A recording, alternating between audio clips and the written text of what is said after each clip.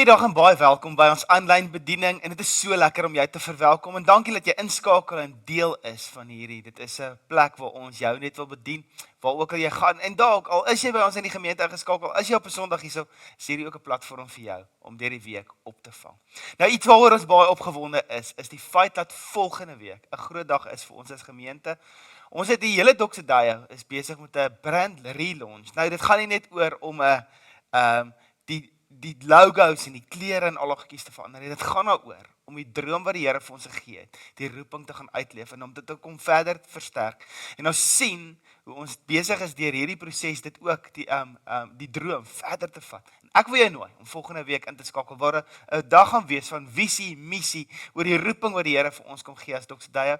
En ek wil net vir jou sê die ervaring gaan nie dieselfde wees as jy net aanlyn is nie. Vir jou wat ver is, wat nie by ons kan wees nie, obviously, is dit gaan jy ons aanlyn sien. Maar as jy in Stellenbosch is en jy hier kan wees, ons is terug met ons dienste tot 'n maksimum van 50. En as dit nodig is en ons moet 'n tweede diens doen, dan sal ons dit doen. As jy daarso wil wees. So ek wil jou uitnooi vir volgende week Sondag, wat ons ook ons aanddienste met ons studente afskop vir ons aanddiens vir ons jongvolwassenes vir ons studente. So ek wil jy daarna toe verwelkom. Ons is so opgewonde daaroor. 'n Laaste ding voordat ons so in die woord inval, is ek wil vir jou dankie sê dat jy gehoorsaam is en dit wat die Here vir jou sê en dat jy net ingekoop is om koninkryk te vestig. Soos wat ons besig is om onsself te anker in Stellenbosch en ek sê hierdie ding oor en oor en oor want dit is die fase waar ons is dit net vir my so ongelooflik om te sien hoe mense met oop harte, vrymoedige en vrygewige harte inkoop in die droom wat die Here deur ons wil doen. En dit is vir my so lekker om te kan sê dat ons hierdie maand ons budget gemaak het vir Julie maand. En ek wil vir jou vra om aan te hou, getrou te gee en in te saai, soos dit ons besig is om onsself te anker en 'n stem te word in Stellenbosch, waar ons kan sien dat die heerlikheid van die Here deur ons versprei word in ons samelewing. En ek wil jou uitnooi om deel te wees van hierdie droom. Hoe jy dit kan doen, is om elektronies te gee, of jy kan Snapscan gebruik, en gee dit wat in jou hart is, gee vrymoedig, gee vrygewig, en maak jou hart oop, sodat die Here deur jou 'n blessing kan wees. We are blessed to be a blessing, en kom ons lewe daai sê ding. Soos wat ons die laaste paar weke gekuier het, rondom net hoe ons harte beskerm, en nou in hoe ek en jy bid, het ons gekyk na hoe Jesus vir sy disippels geleer het, hoe hulle moet bid. En as ek vir jou kan sê wat vir my ongelooflik is hoe die gebed wat Jesus vir sy disippels gegee het, 'n gebed was wat eintlik die fokus skuif van self af na God die Vader toe. 'n Fokus wat die mens eintlik wegbeweeg van jou lysie bid en jou hardop bid en jou baie woorde bid. Jesus sê in Matteus 6 vers 8, die Here weet klaar wat jou behoeftes is. Hoekom maak ek dan 'n lysie? En hier is die ding, Jesus sê, hoekom bid jy dan? Is die fokus daarvan is ons hemelse Vader. Wanneer hy sê, ons Vader wat in die hemel is, laat u naam geheilig word, laat u koninkryk kom, laat u wil op aarde uitgevoer word, soos in die hemel, is dit 'n oomblik waar ons sê, hoor jy, ek fokus op God se heerlikheid, en ek fokus op sy wil, nie my wil nie. En ons sien hoe gebed eintlik 'n oomblik is, waar dit 'n herbeleining is van my en jou harte, van my en jou wil, nie dat ons wil geskied nie, maar God se wil kom geskied. En soos ons verlede week gekuier het, wanneer ons bid, Here, gee dan vandag ons daaglikse brood en vergewe ons skulde, net soos wat ons skuldenaars vergewe. Is dit 'n oomblik van oorgawe, 'n oomblik waar ons sê, Here, ek gaan nie vir myself meer probeer sorg nie. Ek kom ten volle oorgee dat U is die bron van my voorsiening. Hier is die bron van my voorsiening vir dit wat ek nodig het om my roeping uit te leef, kos op die tafel te sit, alles wat ek nodig het. Vader, maar U is ook die voorsiening van vryspraak in my lewe. En Jesus kom leer ons, en soos Jesus sê, as ek en jy kan nie bid en vra vir vergifnis, as ons nie bereid is om vergifnis te gee nie. En die rede hoekom Jesus eintlik daai vraag vra, is eintlik, as jy my volg, as jy is wie ek is, as Jesus die prototype is vir my en jou lewe, en hy sê, ek het vergewe, sonder verdienste, dan sê hy, dit is wie ek en jy ook is. So dit is eintlik 'n identiteitsstelling wat ons daar doen, en ons gee oor dan in daai oomblik aan God se wil. Hierdie laaste deel van die gebed kan opgestom word in 3 hoofpunte, dat ons bid vir voorsiening, ons bid vir vryspraak. En hierdie week wil ek so stil staan by die laaste gedeelte, waar ons bid vir beskerming. En waar Jesus bid en hy sê, bid dan so, lei ons nie in die versoeking nie. maar verlos ons van die bose.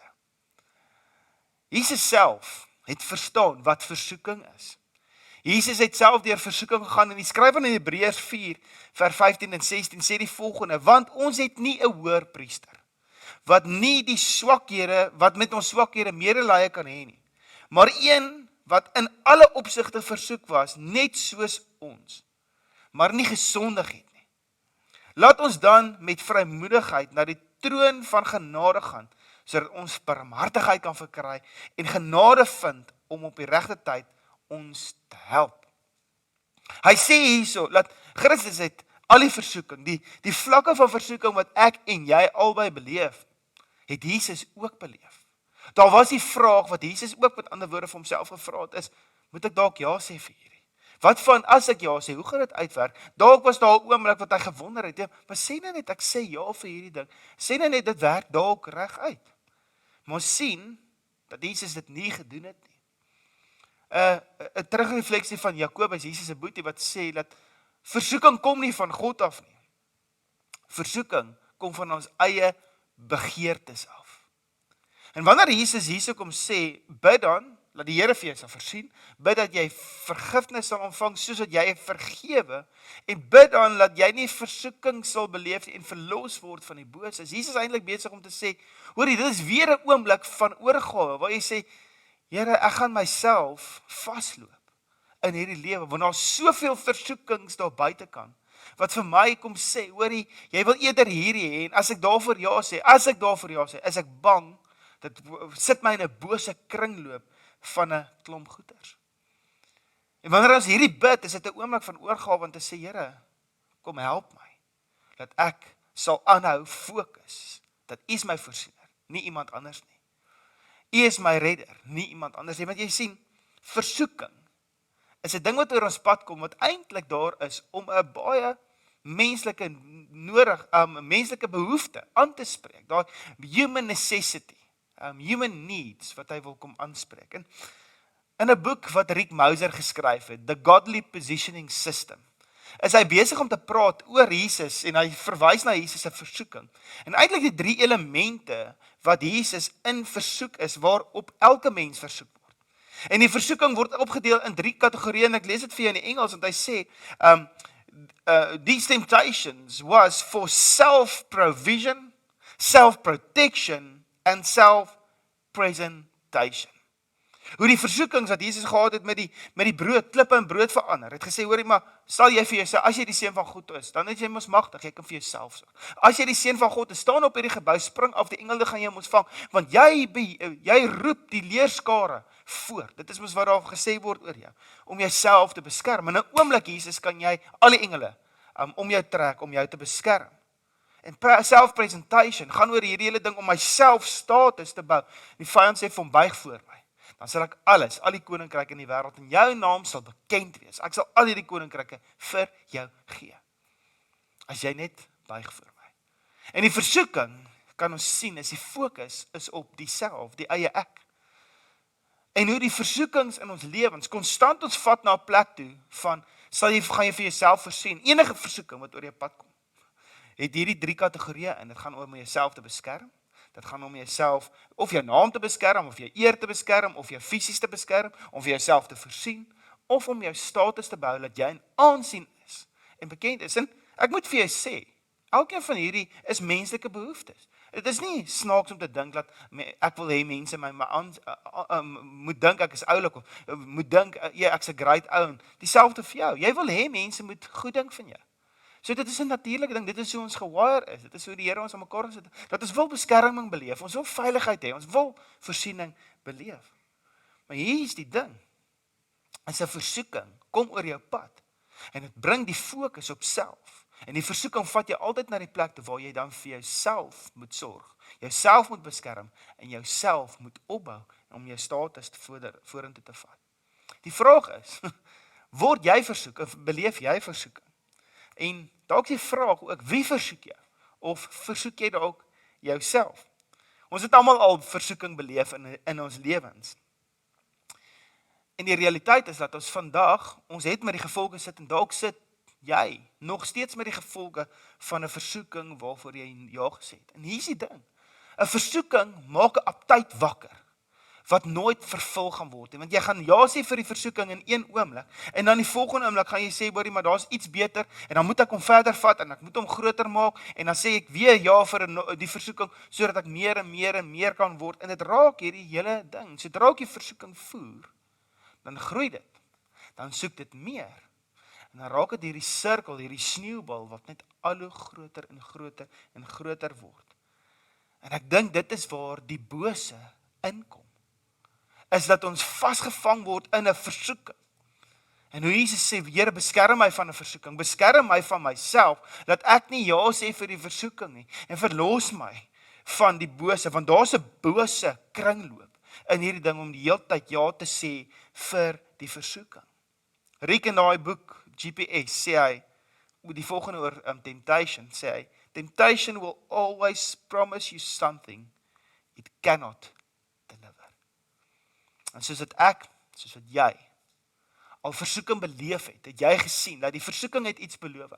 Maar na die tyd, as jy spyt het ja voor ja gesê, want dit het nie vir jou gegee wat dit beloof het nie. Want versoeking kan dit nie doen nie. 'n Versoeking gaan nooit vir jou gee wat dit beloof nie. En as ek en jy in versoeking val, en hierdie bose kringloop inval, kort voor lank begin jy jouself die vraag vra, maar wat doen ek hier? Waarvoor bestaan ek? Hoekom is ek dan nou hier? Want as die versoeking geld was en ek kan nooit genoeg geld hê nie, dan jaag jy geld, jy jaag sukses, al daai tipe van goeders. En ek gebruik die voorbeeld want dit is so alledaagse voorbeeld. En as ek myself weer kry, het ek baie geld, maar ek is nooit vervuld nie. En dan begin jy die vraag vra, maar wat doen ek hierso? Wat is die doel van my lewe? En ek is al lank genoeg in hierdie lewe om dit al te gesien het, hoe manne en vroue ja sê vir die versoeking en op die einde van die dag probeer om hierdie aptyt aan te vul, maar op die einde van die dag in hierdie bose kringloop van dit is nooit genoeg nie, in verval. En omdat hulle ja gesê het vir versoeking, het hulle groot spyt in hulle lewens, het hulle groot seer gekry in hulle lewens. Ek het gesien hoe 'n man ja sê vir die versoeking van 'n ander vrou. En alhoewel hy nie sy rykdom fisies verloor het, het hy vir my gesê, JT, ek het al my rykdom verloor toe ek ja gesê het vir die ander vrou, want ek het my gesin verloor, ek het my vrou verloor, ek het my kinders verloor, ek sien hulle, het hulle te min gesien, ek het nie gesien hoe hulle groot word nie, omdat ek ja gesê het vir 'n ander vrou. Ek het gesien hoe 'n vrou ja sê om vinnig ryk te word. En op die einde van die dag is sy uitgevang. En soos wat sy op pad tronk toe was, het hulle haar skuldig bevind en sy 15 jaar in die tronk gaan sit het. En hierdie is 'n slegte storie. Maar die effek van die bose wat gebeur met versoeking, is soos sy vir my 'n boodskap stuur en vir my vra, wat is die doel van my lewe? Hoekom is ek hier waar ek nou is? En dit is die laaste boodskap wat sy gestuur het, voordat sy 'n klomp pille gedrink het en haar eie lewe geneem het. Ek het gesien hoe versoeking mense se lewens verwoes. Ek het gesien hoe 'n ouma se versoeking om haar eie status te bou so groot was, dat sy nie verhouding met haar kleinkinders gehad het nie. Want haar status was meer belangrik, en op die einde van die dag het sy alleen uitgeword. Ek het gesien hoe besigheidsmanne, besigheidsvroue, 'n paar, ja sê meer vir die werk en die sukses en om hulle eie droom te bou daar. En nee sê vir die droom wat hulle eintlik gehad het om 'n gesin te hê. En op die einde van die dag sit hulle op 'n plek wat hulle net sê, ek het gemis. Ek het uitgemis op my mense. Hy sien 'n versoeking, beloof jou altyd iets wat hy nie vir jou kan gee nie. En wanneer ek en jy sê, lei my nie in die versoeking nie, Here, verlos my van die bose, is dit 'n oomblik van oorgawe en net sê, Here, moenie laat ek help my, laat ek nie sal inkoop in hierdie leuen, van dat daar is iets beter as U nie. Daar's iets beter as U voorsiening nie. Daar's 'n manier hoe ek vir myself kan voorsien, daar's 'n manier hoe ek myself kan beskerm, daar's 'n klomp maniere hoe ek myself kan vervul. Op die einde van die dag, gesien hoe mense in die middel van hulle lewens 'n midlife crisis straik. Al het hulle alles. En dan dink jy, hoe straik jy 'n midlife crisis? Want hulle vra die vraag, hoekom is ek hier? Wat doen ek hier? Jy sien, versoeking gaan altyd die fokus plaas op self. En as jy op jouself gefokus is, dan gaan jy dan na rukkie die vraag vra, as jou lewe nie sin maak nie, wat soek ek hier? Maar weet jy wat is vir my interessant en wat van die begin van hierdie gebed af wat Jesus vir ons kom sê, is dat die fokus is, laat u koninkryk kom. Laat u wil geskied. En in die lig van daai, dink ek die beter vraag vir my en jou om te vra oor ons lewens, is nie, hoekom is ek hier en wat doen ek hier nie? Die vraag moet eerder wees, vir wie is ek hier? En as ek en jy bid, soos Jesus bid, dan sê ons, Vader, U is heilig. Laat U verheerlik word deur my lewe. So hoekom is ek U? Ek is hier vir U. En as ek na die mense om my kyk en sien hoe die Here deur my lewe sy evangelie wil versprei, dan besef ek, Here, maar ek is hier vir ander. Ek is hier vir ander mense. En dit is dit is daai vraag om die doel van jou lewe en die purpose van lewe uit te figure. Daai is 'n baie beter vraag om te vra op die einde van die dag. En Jesus kom sê, as jy daai vraag wil gaan vra en as jy bereid is om my te volg, sal ek jou lei na nuwe vlakke van lewe toe. Sy sien hoe versoeking my en jou kom vat en op jouself kom fokus. En hoe Jesus kom sê, ek gaan jou laat fokus op God die Vader. Ek gaan jou laat fokus op myself, op my plan vir jou lewe. En teenoorgestelde van versoeking is om die vraag te vra, vir wie is ek hier? Here, vir wie is ek hier? Dit bring my eintlik by 'n volgende ding wat ek raak sien. Soos wat 'n mens bid, Here, lei my nie in versoeking, verlos my van hierdie bose kringloop wat versoeking gaan bring. Is daar iets anders in die hele geheel, as ek so 'n helikopterview vat en uitzoom uit hierdie gebed uit, sien ek een tema rondom hierdie gebed. En dis die woorde, Here, help my om te sien. Help my om U plan te sien. Help my om te sien wat is U perspektief. Want as dit gaan oor my voorsiening, Here, gee vandag my daaglikse brood, dit help my om te sien, dat dit gaan nie vir my, wat vir myself voorsien nie. Ek moenie gespanne raak door, Here, U voorsien vir my. As ek in U wil is, en ek besig is om die koninkryk te soek, daar's 'n liedjie wat ons geskryf het, soek allereers die koninkryk van God, soek na die wil van die Heer, en alles wat nodig is, sal die Vader dan vir jou gee, uit sy oorvloed. En dan sing ons, halleluja, want ons sê, daar is die absolute waarheid. Tog, as ek en jy partykeer na ons lewens kyk, is daar nie die realiteit waaruit ons altyd lewe. En die groot ding is, wanneer ek en jy bid, die Onse Vader, wanneer ons bid soos wat Jesus bid, dan sê ons eintlik, Here, help my om te sien. Help my om te sien.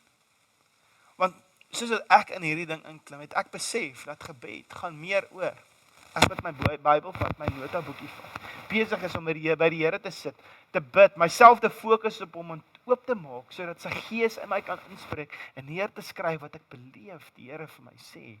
Ewe skielik is nie besig om neer te skryf en 'n diens en 'n lysie te maak en deur 'n klomp goeie te ram, en ewe skielik raak my gebedstyd. Ek voel dit vir my ek het meer tyd nodig daarvoor. Here, ek wil sien. Maar tog gebeur dit so maklik dat ons nie Jesus sien. Laat ons nie die Here sien nie. En ek dink dit is hoekom ons moet bid. Dit is wat deel is van die gebed wat Jesus. Ek meen, soos dit ek reflekteer op hierdie, dan sien ek hoe die mense wat saam met Jesus geloop het, hom gemis het. Hoe hulle hom gemis het soos wat hy daar by hulle is. Filippus kom op 'n stadium en hy sê, hy is frustreerd en hy sê vir die Here in Johannes 4 vers 9, wys ons net die Vader. En Jesus draai na hom toe en sê, Filippus, hoe mis jy dit? As jy die Vader wil sien, kyk net na my. Kyk na my en jy sal die Vader sien. Dit beteken 10:1, daar was Filippus het 'n ander aanname gemaak oor wie God is. Hy het gedink, okay, ek het nou Jesus sien, hy doen amazing goeders, maar die Vader sal hom seker nog verder kom openbaar. Hy het 'n vooropgestelde idee gehad van hoe Jesus gaan funksioneer en hoe hy dinge gaan doen. En tog het Jesus vir hom gesê, kyk na my. En dan sal jy sien wie is die Vader. Die Fariseërs het Jesus heeltemal gemis. Ek meen, hulle was so vasgevang in hulle vooropgestelde teologiese idees en van die lewe en wie die Messias gaan wees, dat soos wat Jesus op aarde geloop het, het hulle hom totaal aangemis, want hy het nie ingepas in hulle maal nie. Die dag voordat hulle in Jerusalem instap, nou is Jesus besig om vir sy disippels baie eenvoudige taal te gebruik en vir hulle te sê, hoor hier, die tyd dat die profeseë nou moet gebeur. En ek lees vir jou hier uit Lukas 18 vers 31 tot 34. Hy sê so: "Kyk, ons gaan nou Jerusalem toe en alles wat deur die profete opgeteken is oor die seun van die mens sal volledig vervul word. Hy sal uitgelewer word aan die nie-Jode en bespot word." Daar is 'n verwysing na die Romeine. "Beledig word en hy sal gespoeg word. En nadat hulle hom gegeesel het, sal hulle hom doodmaak. Maar op die derde dag sal hy weer opstaan." Hulle het egter niks hiervan verstaan nie. Hulle verduidelik, hierdie verduideliking was vir hulle verberg en hulle het nie begryp wat Jesus sê nie. Jesus het in baie plain Afrikaans of eintlik aan Aramees vir hulle gesê: "Hoorie manne, hierso is daar iets wat besig is om te gebeur en julle gaan voor julle eie oë sien hoe hierdie dinge uitspeel." Maar hulle het dit nie begryp nie. Hulle was in Jesus teenwoordigheid, hulle het hom in die oog gekyk en tog het hulle hom steeds gemis. Jy sien, hulle het gedink, hulle weet hoe die Messias gaan lyk en hierdie Messias gaan funksioneer. Maar tog kon hulle nie sien of hoor nie, want hulle het groot geword. Onthou, hulle het groot geword met 'n vooropgestelde idee van wie die Messias is en hoe die Messias gaan funksioneer. En dit was moeilik geweest om uit daai mal uit te breek. Maar tog, as gevolg daarvan, as gevolg van hierdie vooropgestelde idees, het hulle Jesus gemis en hulle het hom nie gesien nie. Die vraag is, kan dit met jou gebeur? Kan dit met my gebeur? Kan dit met ons gebeur? Ons Jesus mis. Nadat Jesus se disippels 3 jaar lank saam met hom was, het hulle steeds gestry oor wie gaan die belangrikste wees in sy koninkryk. Hulle was by Jesus, maar hulle het hom gemis, hulle het hom nie gesien nie. Hulle het eintlik nie gehoor wat hy mee besig was. En Lukas 9, Jesus shocker, nê? As Jesus besig om na 'n Samaritaanse dorpie te stap en hierdie Samaritane verwerp Jesus, hulle sê julle mag nie hier inkom nie. En hoe Jakobus en Johannes eintlik vir Jesus vra, Jesus, moet ons nou bid? Kan hulle glo hulle is so arrogant? Kom ons bid dat hulle daar vuur uit die hemel op hulle val en hulle heeltemal verwoes. En hoe Jesus omdraai en hulle eintlik vra, in watse gees funksioneer julle dat julle dink dit is die manier om dinge te doen? Jesus is die een keer wat mense my gaan verwerp. Dit gaan nie die eerste keer wees en dit gaan nie die laaste keer wees nie. En as iemand my verwerp, omdat hulle my nog nie ken nie, omdat hulle my nog nie vertrou nie, want hulle het nog nie genoeg tyd aan my spandeer nie, nou wil julle hulle brand. Hy sê daarso vir hulle, ek het nie gekom om mense te lei en verderf nie, maar om hulle te red. Julle vang nie, julle sien nie.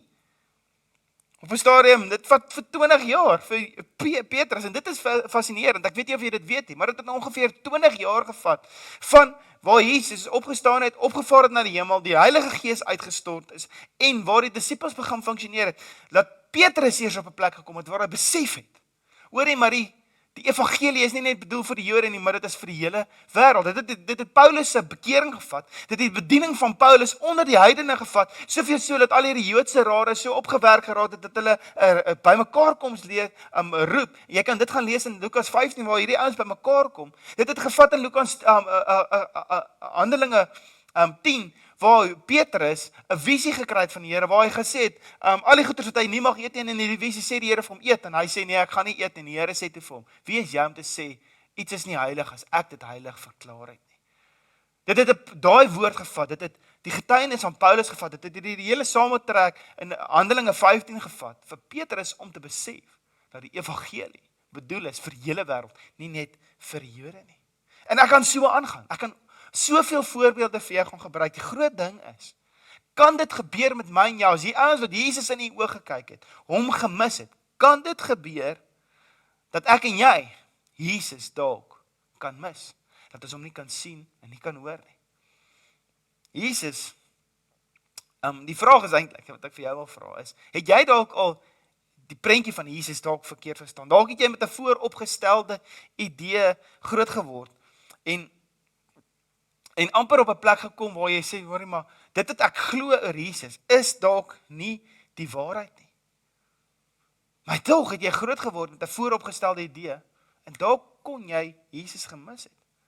En miskien mis ek en jy soms die Here, as gevolg van ons vooropgestelde idees, as gevolg van dalk die manier hoe jy groot geword het, dat jy net dink, nee, dit is nie hoe dit kan werk nie, dalk uit jou ervarings uit die verlede uit, dit is nie hoe die Here werk nie, die Here werk net op so 'n manier, dalk as gevolg van jou persoonlikheid, jy dalk 'n spesifieke persoonlikheid, wat net oop is vir enigiets, en jy dink die Here kan aan enigiets beleef word en dalk mis jy die Here daarin, dat die Here dalk nie in allerlei oop en amper 'n nieuwheidsmanier van leef is nie. Dalk is jy so konservatief, dat jy nie oop is, as gevolg van jou persoonlikheid, dat jy nie oop is dat die Here dalk op ander maniere kan werk. Ek vra net die vraag vir jou. Hier is die groot ding, as jy ouens wat Jesus aangehang het, hom gemis het, dan dink ek kan ek en jy soms sê, hoor die Here, dalk sien ek en dalk hoor ek u nie reg nie. En wat moet ons doen? Op 'n stadium Nikodemus, 'n baie gesiene Fariseë. Hy het sy hele lewe gebou op die teologie wat hy opgestel het en gemaak het. Hy het 'n hele skool gehad, 'n klomp ouens wat hom gevolg het. Hy was 'n gesiene man tussen al die Fariseërs. Hy het op hulle groot komitees gesit. En as gevolg van sy teologie het hy sekere dinge nie gesien van Jesus. Jesus vra op 'n stadium van, hoe kan jy 'n leerder van die wet nie hierdie verstaan nie? Want jou teologie staan in die pad. Jou teologie staan in die pad van hoe jy my sien, en as gevolg daarvan sien jy nie wat ek deur jou wil doen nie. En Nikodemus het Jesus amper gemis. Maar weet jy wat vir my so mooi is, dat hy nederig genoeg was. En hier is die antwoord vir my en jou, hoe ons harte oopmaak vir die Here om in ons te werk is. Hy was nederig genoeg gewees om te sê, ek skuif my vooropgestelde idees, wat ek self ontwikkel het, skuif ek kant toe. En hy was nederig genoeg om dit kant toe te skuif. En wat doen hy toe? Hy het toe vir Jesus gevolg. Hy het nie net in Jesus geglo nie. Hy het Jesus gevolg. En dit was die lewensveranderende deel van sy lewe. En die uitnodiging wat Jesus nog vir altyd vir ons kom sê, is volg my. Dit is sy oorspronklike uitnodiging. Nie net glo in my nie, maar volg my, want dit gaan jou hele lewe verander. Soos wat Jesus vir ons sê om hom te volg, het hy 'n nuwe gebod gegee. In Johannes 13 vers 34 sê, 'n nuwe gebod gee ek julle, dat julle mekaar moet lief hê, soos ek julle lief gehad het, so moet julle mekaar lief hê. Liefde vir vandag, want jy sien die teenoorgestelde van versoeking, is liefde, want dit fokus nie op self nie, dit fokus nie op selfverryking nie, dit fokus op liefde. Die teenoorgestelde van self fokus, is die fokus van liefde. Want soos Jesus sê, volg my, en as jy my volg, hê lief soos dat ek lief gehad het. Dit haal jou uit die bose kringloop van versoeking, en dit laat jou sien soos wat die Here sien. En die Here manier hoe Jesus ons kom leer het om te bid, was om een ding te kom doen, is dat ek en jy sien soos die Here sien. Dat ons sal sien wat is sy hart vir jou. Dat jy sal sien wat is sy hart vir die mense om jou, sodat ons kan sien soos hy sien. Want gebed is gelyk aan, ek belyn my wil met sy wil. Anders te gesê, en hier is 'n persoonlike gebed vir my, is waar ek bid, Here, ek wil sien wat u sien. Ek wil opgewonde raak oor wat u opgewonde maak. Here, ek wil huil oor dit wat u laat huil. Here, ek wil doen soos wat u dit doen. En Jesus nooi ons om hom te volg. As dit gaan oor gebed, is hier die hele fokus van gebed. Here, laat my sien soos u sien, want dit gaan my hele lewe verander, want dan sal u koninkryk kom. Here, dan sal u verheerlik word. Dan sal ek sien hoe u elke dag vir my voorsien, net wat ek nodig het. Dan gaan ek sien hoe vergifnis deur my lewe vloei, soos wat u my vergewe, vloei dit deur my lewe na die mense om my toe. Ek gaan sien hoe ek nie ingee vir versoekings nie. Ek gaan sien hoe ek vry lewe van die bose kringloop. En u gaan verheerlik word. Here, laat my sien. Ek wil 'n uitnodiging nou na jou kant toe maak. Ons gaan oor 2 weke afskop met 'n reeks wat ons noem Follow. 'n Reeks het ons as 'n Doxa Deo familie saamgesit het, en dit is letterlik almal van ons Doxa Deo leiers het ingeklim om te sê, hoe lyk dit vir ons ons in 'n praktiese manier hoe ons om Jesus te volg.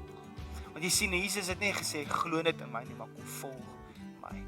En ek wil jou nooi, die 22 Augustus skop ons af met 'n 6 weke reeks. Daar's 'n klomp elemente daarin, Bybelstudies, dagstukkies, daar gaan, wat ons elke dag gaan vrystel vir jou, daar gaan ook selgroep materiaal wees vir jou, om deur te volg, sodat ek en jy kan besig wees oor hoe dit lyk, om Jesus te volg op 'n persoonlike vlak, en dan wat hy deur ons wil doen, soos wat ons hom volg, dat ons hierdie liefde, soos wat hy liefgehad het, kan uitleef in hierdie wêreld. Ek wil jou nooi om die gesprek so klein bietjie verder te vat, en ek wil 3 dingetjies net by jou los. Die fokus vat net in hierdie week. Kan jy dink aan iets waar jy by jou familie geërf het, wat jou prentjie oor Jesus gevorm het, net om later agtergekom, daai prentjie of daai persepsie was verkeerd? Wat het veroorsaak dat jy kon sien, soos wat Jesus wil hê jy moet sien? Dis dalk 'n goeie vraag om vir jouself te vra. Waar het jy iets geërf, wat verkeerd was, wat die verkeerde prentjie van Jesus geskets het? Maar wat is die oomblik waar jy besef het, ek is verkeerd, en hier is 'n openbaring gewees? Die tweede vraag wat ek jou vra, waar weet jy is daar versoekings in jou lewe, wat jy vat na die selffokus toe? My vraag vir jou is jy besig om dit net met mense te deel? Is daar iemand wat weer daarvan, dalk jou selgroep, dalk jou accountability groep, dalk het jy nodig om met iemand by die kerk te kon gesels, te sê, hoorie, maar ek wil hê jy moet hierdie volgende dinge weet. Daar's versoekings in my lewe, en ek is bang ek sê ja vir dit, want accountability, om ding, soos ons geleer het 4 weke terug, om dinge in die lig te bring, is die plek waarna, is daar nie meer vashou plek in ons lewens nie. En dan die derde vraag, en hier is 'n lekker besprekingspunt. Hoe sou dit vir jou lyk om vir Jesus te volg? Nou waar jy is, môreoggend as jy werk toe gaan, môreoggend as jy skool toe gaan, hoe gaan dit vir jou lyk om Jesus te volg? My gebed vir jou en vir my is Jesus se gebed. Here, laat u koninkryk kom. Laat u wil geskied, Here. Laat u verheerlik word deur ons lewens. Here, dankie dat ons kan fokus, dat u ons voorsiening is. Here, dankie dat ons kan vergewe soos u ons vergewe het. Dankie dat u ons vrystel van die versoekings, want ons is so gefokus op u, ons fokus nie op onsself nie. Dankie dat dit ons vrymaak van die bose kringloop in ons wêreld. My gebed is dit vir jou, en mag jy beleef hoe jou gebedslewe die volgende seisoen nuwe vlakke bereik. Die Here seën jou in hierdie week. Vat hierdie 3 vragies, vat hierdie 3 punte, begin 'n gesprek, vat die gesprek verder. En ek sien uit om volgende week saam met jou te kuier oor die roeping, die missie, die visie van Doxa Deo hierso in Suid-Afrika, reg oor die wêreld, en spesifiek hierso in Stellenbosch. Die Here seën jou hierdie week. Mag jy 'n goeie een hê.